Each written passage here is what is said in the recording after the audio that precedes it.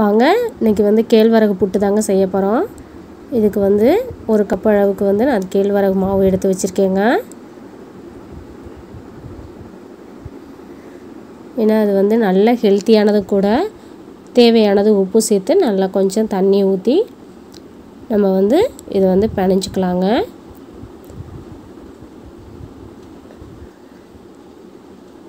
நல்லா உதிரியாக நம்ம வந்து அதை வந்து பிணைஞ்சிக்கலாங்க. கொஞ்ச நேரம் நல்லா பிணையலாம். தண்ணியெல்லாம் நல்லா எல்லா இடத்துலையும் நல்லா கலக்கிற அளவுக்கு நம்ம வந்து இதை பிணைஞ்சிக்கலாம். இன்னும் கொஞ்சம் தண்ணி ஊற்றிக்கலாங்க, ஏன்னா பத்தாமல் இருக்குது.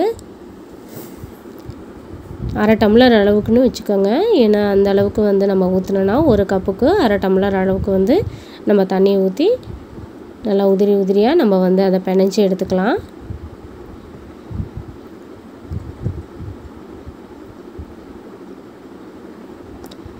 நல்ல ஹெல்த்தியானதும் கூட.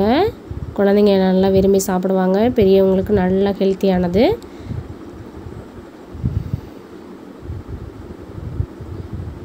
இதில் வந்து கால்சியம் எல்லா சத்துக்களும் நிறைந்திருக்கு. பாருங்கள், இந்த அளவுக்கு வந்து நம்ம பிணைஞ்சிக்கலாம். பாருங்கள், உதிர்ந்து அப்படியே உதிரி மாதிரி கொட்டுற அளவுக்கு நம்ம வந்து பிணைஞ்சிக்கலாங்க.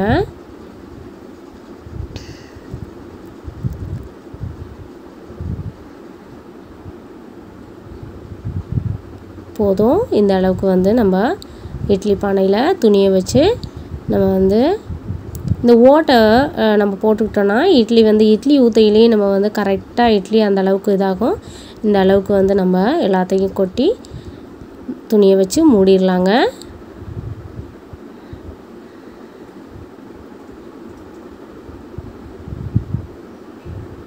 மூடிட்டு நம்ம வந்து இதை வந்து நல்லா துணியெல்லாம் நல்லா மூடிட்டு இதை அப்படியே ஸ்டவ்வில் எடுத்து நம்ம வந்து வச்சிட வேண்டியதாங்க. பாருங்கள், நம்ம வந்து ஸ்டவ் ஆன் பண்ணியாச்சு. ஒரு 10 நிமிஷம் நல்லா வேகட்டுங்க. பாருங்கள், நம்ம வந்து வெந்துருச்சு. இந்த ஸ்டேஜுக்கு நம்ம வந்து கை வச்சு பார்த்தா நல்லா வந்தது நம்மளுக்கு நல்லா தெரியுங்க. அந்த அளவுக்கு வந்து நம்ம வெந்துருச்சு. இந்த அளவுக்கு நம்ம வந்து எடுத்து பார்த்தோன்னா வெந்தது தெரியுங்க. இதை மூடி வச்சிடலாம். அடுத்ததில் வந்து நம்ம ஒரு கப்பு அளவுக்கு வந்து நான் வெல்லம் வந்து நுணுக்கி வச்சுருக்கேங்க. இது நல்லா காயட்டும். ஒரு கப்பு அளவுக்கு வெல்லம் வந்து நுணுக்கி நம்ம வந்து கொஞ்ச நேரம் சூடானதும் அது வந்து இளகிருங்க.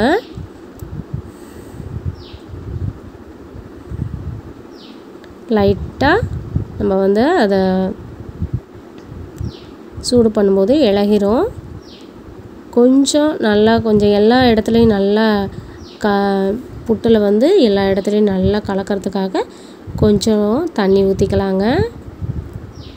நல்லா இது கொஞ்சம் இளகுனதுக்கப்புறம் கொஞ்சம் தண்ணி ஊற்றினா தான் நம்மளுக்கு வந்து புட்டு எல்லாத்துக்கும் சேர்கிற மாதிரி வரும். அதுக்காக கொஞ்சம் நேரம் தண்ணி ஊற்றி நல்லா கரையட்டும் வெல்லமெல்லாம்.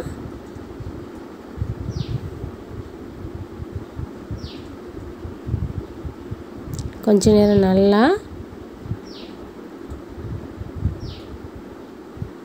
கரையட்டும்.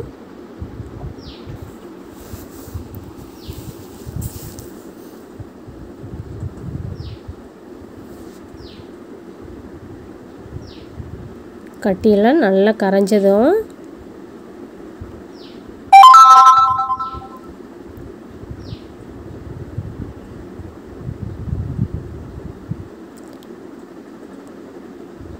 பாருங்கள், நல்லா கரைஞ்சிருச்சு.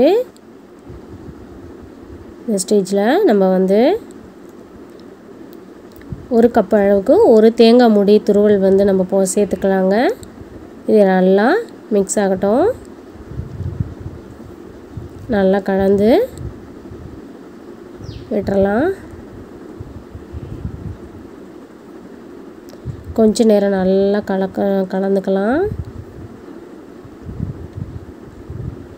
பாருங்கள், அதை எடுத்து நம்ம வேக வச்ச அந்த கேழ்வரகு ராகி புட்டு தாங்க இது. ராகி இதை வந்து எடுத்து இதில் சேர்த்துக்கிட்டு நல்லா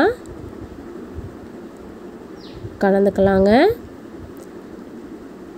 நல்லா கட்டி இல்லாமல் நல்லா கலந்து விட்டுறலாம்.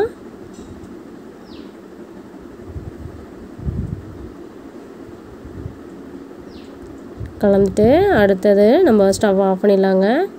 இப்போ அடுத்த இதில் வந்து நம்ம நெய் கொஞ்சம் ஊற்றிக்கிட்டு நல்லா காயட்டும் பாத்திரம். நெய் 2 ஸ்பூன் அளவுக்கு நான் நெய் ஊற்றுறேங்க.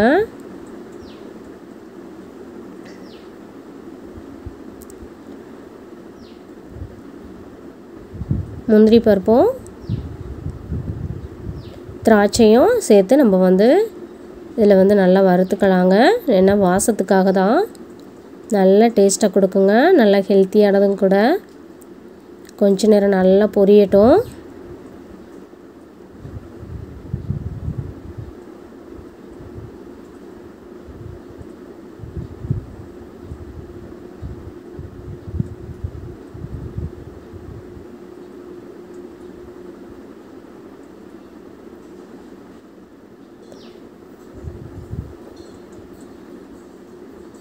பாருங்கள், பொரிஞ்சிருச்சு.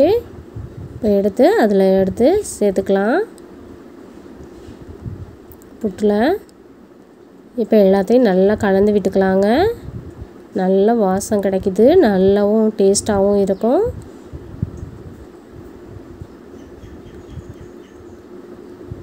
நல்லா கட்டி இல்லாமல் நல்லா கலந்து எல்லா இடத்துலையும் நெய் முந்திரி பருப்பு எல்லாம் சேர்கிற அளவுக்கு நம்ம வந்து கலந்து விட்டுக்கலாங்க.